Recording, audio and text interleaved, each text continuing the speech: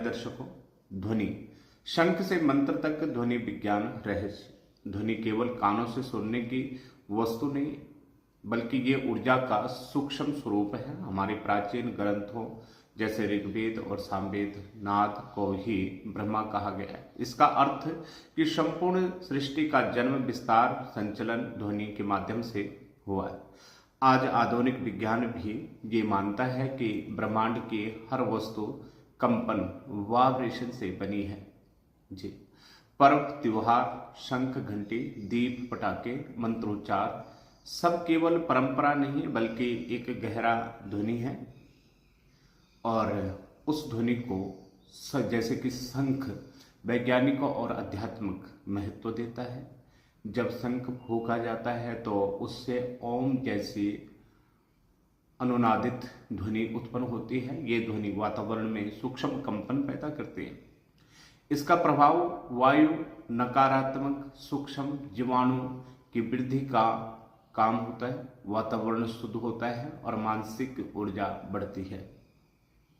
सकारात्मक का विस्तार होता है और आयुर्वेदिक के अनुसार शंख फूंकने फेफड़ों की क्षमता बढ़ती है, श्वसन तंत्र मजबूत होता है और हृदय में कर्म क्षेत्र सुधरती है। वास्तु से शास्त्र के अनुसार शंख ध्वनि घर के नकारात्मक प्रभाव और बाधाओं को दूर करती है। ये दूर करने के साथ साथ हमें अच्छा वातावरण देते हैं। मंदिर में घंटी और मस्तक, मंदिर की घंटी केवल सूचना देने का साधन नहीं है, इसका स्वर ध्वनाद उत्पन्न करता है जिसमें उच्च निम्न दोनों कंपन होती है। कहा जाता है कि घंटी ध्वनि लगभग 7 सेकंड तक वातावरण में रहती है। इससे मस्तक की दाईं और बाईं दोनों भाग सक्रिय होते हैं और एकाग्रता बढ़ती है। ध्वनिक अवस्था जल्दी प्राप्त होती है और तनाव कम होता है।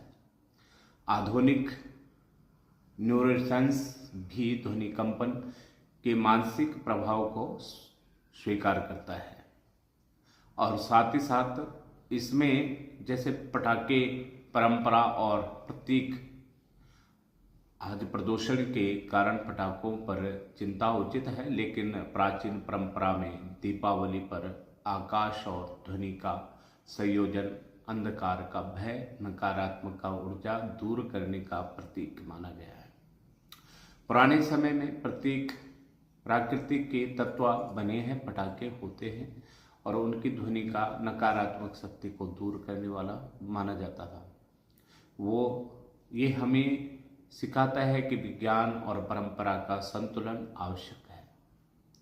साथ ही साथ हमें ये भी बताता है कि हम मंत्रोच्चारण और भजन का प्रभाव जब ओम गायत्री मंत्र का आरती भजन गाते हैं तो शरीर में और मस्तक में कंपन उत्पन्न होता है।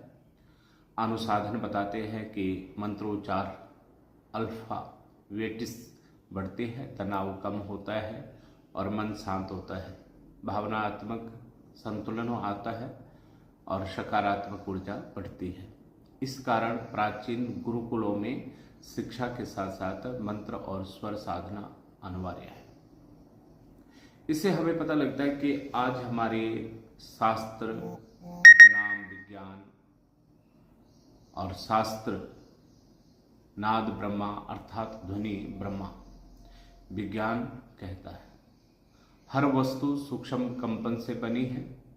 इस प्रकार आध्यात्मिक और विज्ञान एक दूसरे के विरोध नहीं है, बल्कि एक ही सत्य के दो दृष्टिकोण हैं। यहाँ पे अगर देखा जाए तो निष्क्रिय ध्वनि केवल सुनने की चीज नहीं है, बल्कि ऊर्जा, चिकित्सा और चिंतन का साधन है।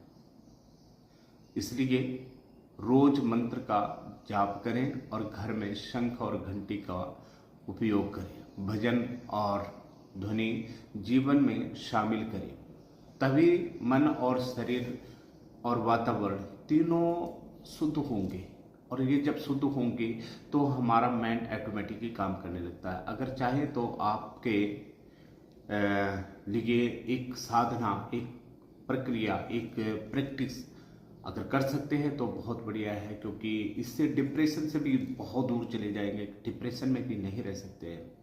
तो मिलते हैं अगले वीडियो में, नेक्स्ट वीडियो में। आपका स्वागत रहेगा। जरूर बताएं कि कैसे ये वीडियो लगी आपको, ताकि हम आपके लिए और भी अच्छे अच्छे टॉपिक, मोटिवेशनल और राशियों सहित ज्योतिष से संबंधित हर चीज़ों को हम आपको बताएंगे। व्रत बताएंगे, त्योहार बताएंगे कि कौन सा त्योहार कब है, व्रत कब है। तो इन सारी चीज़ों के लिए आप जरूर हमें लिख करके भेजिए। मिलते हैं नेक्स्ट वीडियो में।